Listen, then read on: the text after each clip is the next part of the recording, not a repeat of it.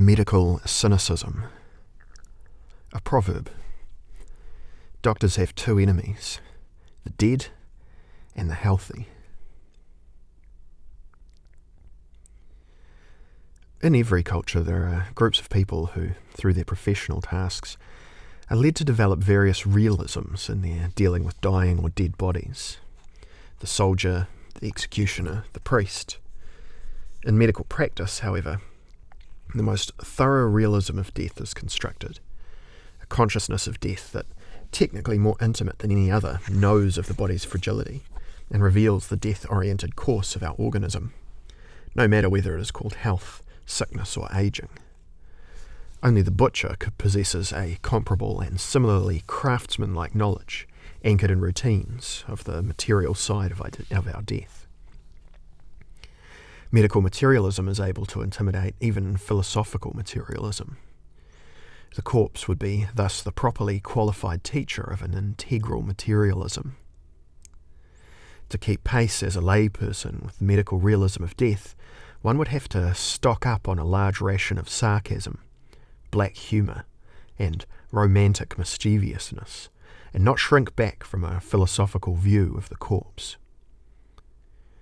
To expose oneself with open nerve endings to the impact of a post-mortem, only that can provide the experience of naked death. The anatomical gaze, more cynical than any other, knows a second nakedness of our body. When on the surgeon's operating table, the exposed organs present themselves in an ultimate shameless nakedness. The corpse, too, has long known the titillation of putting on a show. Exhibition of corpses, nudism of death, existential night plays in the Colossian manner. An archaic desire to look, suffused by horror, is directed at the corpse, as earlier executions demonstrate, as do public burnings, the mortuary romanticism of long ago, and the lying in state of political cadavers. Part of today's crisis in medicine comes from the fact that, and the way that, it has surrendered its once functional connection with the priesthood, and since then entered into a convoluted, ambivalent relationship with death. In the struggle between life and death, priests and doctors are now in opposing camps. Only the priest, without becoming cynical, can take the side of death with a cynically free perspective on reality, because in living religions and cosmologies, death is held to be the self-evident price for life, and one phase in the grand designs with which the knowledge of priests once knew itself to be conspiratorially, etymologically breathing together, connected. The grand designs with which the knowledge of priests once knew itself to be conspiratorially connected. Etymology of the word conspiratory. Breathing together. Mortality in general must embarrass the priest just a little as the individual fight against death in particular. In both, a facticity of a higher type is effective in which our will plays no part. For the doctor, things are different. Doctors define themselves through having to take the side of life. All of medical idealism derives from this unconditional partiality. It is this idealism that even today, down to the most cynical twists, guides the absurd struggles of medicine for the life of moribund bodies, long since decayed. The doctor takes the side of the living body against the corpse, because living bodies are the source of all power. The body's helper is a man of power. To this extent, the helper himself becomes a kind of wielder of power, since he gains a share of the central authority of all hegemonic powers, the power over the life and death of others. Thus the doctor comes into a mediating position. On the one hand, an absolute supporter of life. On the other, a partaker in the power of hegemonic powers over life. Herewith, the stage is set for the appearance of medical cynicism. Sure, why shouldn't medical students bowl in the corridor of the Anatomical Institute with skulls? We were not particularly upset when our biology teacher brought a skeleton into the classroom for demonstration purposes, let its jaw snap, and explained that it had only been a criminal anyway.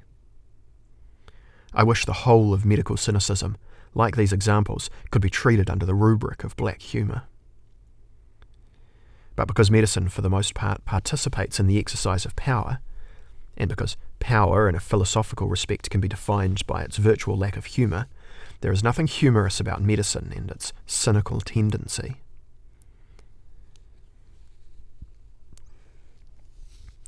All power proceeds from the body, it was said earlier. How does this apply to medical power? Well, there are three possible answers to this question. 1. Doctors' work is based on their alliance with the natural tendencies of life towards self-integration and the avoidance of pain. 2 allies aid them in this: the will to live and artificial medical means. Physicians who know how to use both can regard themselves as competent helpers. Medical power is legitimated and confirmed in the effectiveness of vital suggestion, whatever that may mean, and in practical measures for treatment, medicaments, surgery, dietetics. Healthy societies will be reorganised above all by the way in which they remunerate their helpers and integrate them into the social framework. One of the most profound ideas of traditional Chinese village medicine was the custom of paying the helper as long as one was healthy, and of stopping payment when one became sick. This institution cleverly hindered the splitting of the power of the helper from the state, from the vital interests of the communities. For us, it is especially significant that the Chinese example represents a folk medicine tradition. For it is this that, in medical matters, embodies what we called in the other domains of values the cynical impulse. Here, the art of helping remains under the control of a communal consciousness that, for its part, commands the art of dealing with the helper's power. Above it, however, stretches an old line of masters' medicine that always knew how to escape the control of remuneration from below. It always preferred payment in the case of sickness, and thus created for itself a powerful lever for extortions. Of course, there is also a productive perspective in this. The freedom of medicine, where such freedom exists, is based not least of all on the economic autarky of the doctors, which they know how to protect through their demands for fees. To this extent, there is a parallel between Greek medicine and Roman law, namely, the principle, or private consultation and payment, for each use, which is supported by the idea of a contract for treatment. 2. The will to live, an important agent in any healing, feels threatened by self-doubt in the case of serious illnesses. Where the tendency towards life grapples with that toward death, sick persons need an ally in whose unconditional pact with life they can believe. Patients thus project the self-healing powers of their bodies onto the doctor, who knows better how to stimulate and strengthen these powers than the patients alone, in their debility and anxiety, could do. In a crisis, patients who can believe in their own will to live, concentrated in the helper, have a decisive advantage over the person who is left alone, and who thus wrestles simultaneously with sickness and doubt. In this drama, sick persons who can trust place all of their own strength in the hands of the one who is helping them. Perhaps this way of looking at things sheds light on the quite amazing successes of old magical medicine, e.g. shamanism.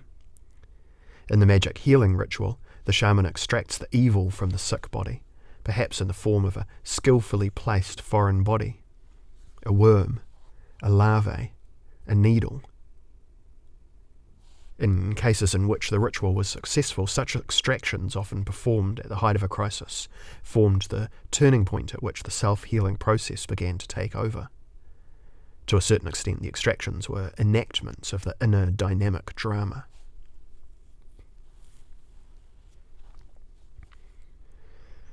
Up to the present day, doctors draw their magical status from such and similar mechanisms. Insofar as demoralisation and cynical body technocracy are not readily apparent in them, which by the way, is happening more and more, wanting to completely take such magic functions away from doctors would mean to dump the prevailing system of medicine.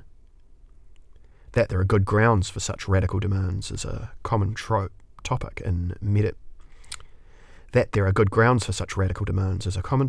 magazine articles, for the less credibly the pact with life and the healing magical motive is embodied by today's doctors, the stronger will be the incentive to reflect and to seek ways of self-help. Once they know how the suggestive part of healing functions, then gradually the time becomes ripe for patients to draw the outwardly directed projections of the will to live back into themselves. A broad field of alternative help will open up here.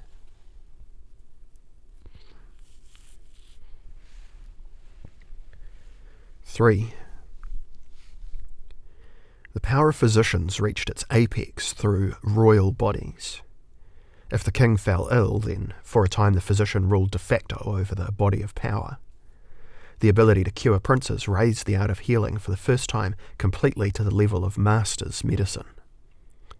The ruling medicine is thus the medicine of the rulers. Those who heal the powerful themselves become central bearers of power. In old theocracies and priest-controlled dominions, this connection was still direct, by virtue of the personal unity of ruler and healer. Later, the healer was differentiated from the priest, and this precisely to the extent that the art of healing developed into an art with a technical core of experience that could be distinguished from magical manipulation. The German word Arzt, doctor, comes to, according to Duden, translator's note, the authoritative German language reference book, comes from the adoption of the Greek word for the ruling medico, archiatros, the chief doctor. There was the title of court physicians of ancient princes, first established for the Seleucids of Antioch. The word came to the Frankish Merovingians through Roman doctors. From the monarch's courts, the title then went over to the physicians of spiritual and temporal dignitaries, and became the general name for the profession of old High German times. Significant in this word migration is, above all, that the title doctor, Arzt, suppressed an older name for the healer, namely Lachi, which means roughly the conjurer. The change of words signifies a change in praxis. The quasi-rational master's medicine began to suppress the magical folk medicine. The statement in Duden that Arzt was never really used by the folk can give cause for reflection. The word doctor, however, has been in common use since the 15th century. The doctor, as the learned exorciser of sickness, to the present day is more likely to gain trust than the archiator, the master's medico. There is, in fact, a kind of medicine that has always been recognised as a dubious shadow of power. Medical cynicism begins at that moment when the helper, as supporter of life, uses his knowledge of the body and of death frivolously and realistically against the delusions of sick people and the powerful. Often the doctor is dealing not with a fateful suffering, but with the consequence of unawareness, carelessness, arrogance, idiocy with the body, stupidity, or an unhealthy lifestyle. Against evil of this kind, the cynical medico's intimacy with death can serve him as a useful weapon.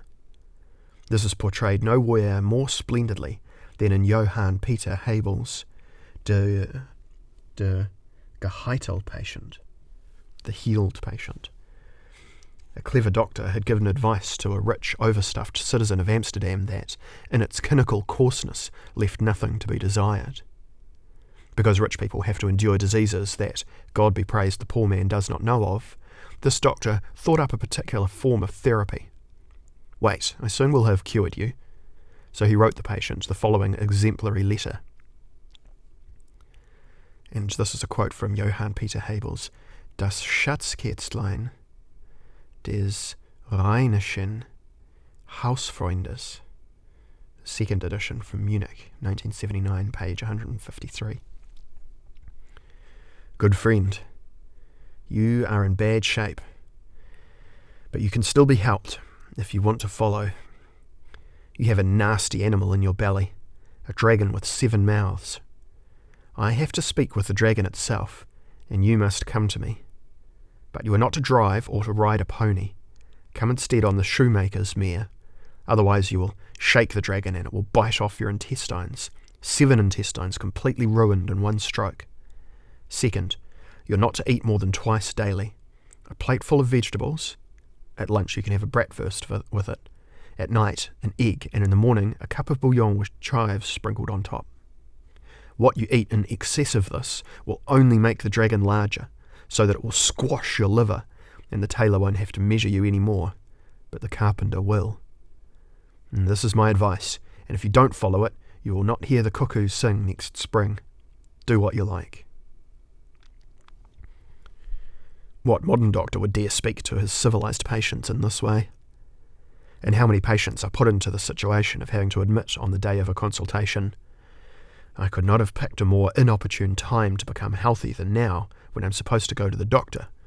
If only my ears would ring or I would bleed someplace. And what doctor today, when he asks the patient what is wrong, gets an answer like, Doctor, God be praised, there's nothing wrong with me, and if you are healthy as I am, then I'll be glad. The extent to which Hebel's sarcastic story closely follows a folk medicine way of thinking is revealed also by its conclusion, which says that the rich stranger lived 87 years, 4 months, 10 days, as healthy as a fish in water, and every new year sent the doctor 20 doubloons as a greeting. The sick fee has become the New Year's greeting of a healthy person. Could there be a better indication of that other helping, in which the healers are rewarded for doing their bit, so that the fellow human beings do not get sick in the first place? To today's popular realism, in spite of science, in spite of research, in spite of grand surgery, doctors appear only as questionable supporters of life. And one sees all too often, too easily, they can change over to the side of sickness. For a long time it has been a distinguishing feature of Master's medicine that it is interested more in the sicknesses than in the sick person. It is inclined to establish itself smugly in a universe of pathology and therapy. Medicine's clinical way of living increasingly robs doctors of an orientation toward health and destroys the roots of healer consciousness in a life-affirming realism that would really rather have nothing at all to do with medicine. Doctors like the one in Hebel's story belong to a dying species. Doctors who show the candidate for sickness how superfluous medicine is for people who suffer not from a disease, but from the inability to be healthy. It used to be said that the best doctors were often those who wanted to be something else, such as a musician, writer, captain, pastor, philosopher, or vagabond. It was still understood that those who know everything about sicknesses do not necessarily know anything about the medical art. The inclination to help willingly is as human and joyful as it is joyless and suspect when the helping bears some relation to evils that arise from self-destructive tendencies in civilization. A doctor will be all too easily pushed into the camp of Master's cynicism when, like the great Dr. Hiob Praetorius of Kurt Goetz, he is no longer allowed to oppose self-destructive stupidities that frequently underlie the sick, raw material. The more sicknesses are produced by the political relations in civilization, indeed, even by medicine itself, the more medical praxis in our society is caught up in the twists and turns of a higher cynicism that knows that it itself furthers with the right hand the evil for whose cure it takes in money with the left. If doctors, as learned supporters of life, really saw their task in hindering sicknesses at their source, instead of accommodating themselves to them parasitically, and in effect helpingly, they would have to open up for candid discussion again and again their relation to and use of power. Today, a medicine that radically insisted on its pact with the will to life would have to become the scientific core of a general theory of survival. It would have to formulate a political dietetics that decisively intervenes in the social relations of labour and life. However, in general, medicine lurches ahead in a cynical short-sightedness and interprets its pact with the will to live in such a dubious way that only from case to case could one specify the position in the cynical spectrum to which it relates. Is it the cynicism of simplicity, as practised by the good parson, Knipe? Is it the cynicism of complicatedness, as started recently by Professor Barnard with his heart transplants? Is it the cynicism of a medical resistance that refuses to collaborate with self-destructive institutions and mentalities? Is it the cynicism of a medical collaboration that gives the causes a free hand in order to profit from the effects? A cynicism of the simple life, or a cynicism of the comfortable death? A cynicism that healingly pits the threatening certainties of death against unawareness, self-destruction and ignorance? Or a cynicism that collaborates with the repression of death, which is constitutive for the system in over-militarized and overstuffed societies? Because doctors must protect their hearts from the many hardships of the profession, popular reason has always granted them a bit of cynical coarseness that it would never have tolerated in others. The people recognised its real allies in those who possessed enough heart to hide it behind black humour and coarse manners.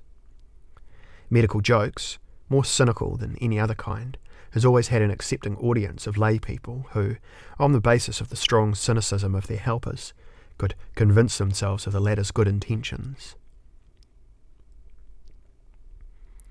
Icy coldness surrounds the medicine that no longer knows any jokes, and has completely congealed into the exercise of its own and delegated power. There is a medicine that is nothing more than archaeatry, the realm of chief doctors, as was the case for all battered masters' mentalities striving for disinhibition. The hour for this medical cynicism arrived when fascism came to power. The latter created the scenario in which all those unperpetrated brutalities could emerge with which repressively civilized society is laden. Just as there was an older, camouflaged, cynical community of interests between the execution of punishment, which left a trail of corpses behind it, and scientific anatomy, which is notoriously hungry for corpses. So there was a community of interests between medical masters' cynicism and fascist racism that at last allowed it to satisfy its hunger for corpses on its own.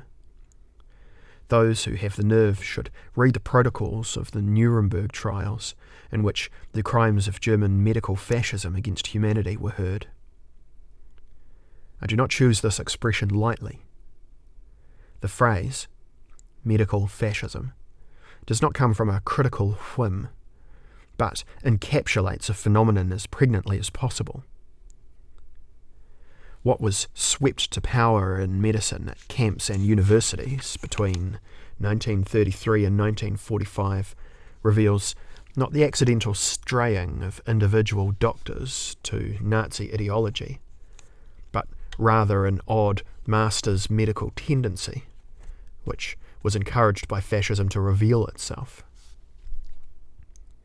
This tendency had always found that there was too many people whose treatment was not really worth the trouble, and who were just good enough to become experimental objects.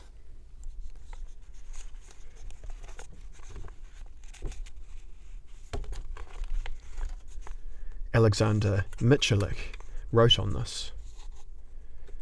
This quote from Medizin ohne Menschlichkeit, Dokument des Nürnberger Ärzteprozesses, Editors Mitscherlich und Mielke from Frankfurt 1962, page 13.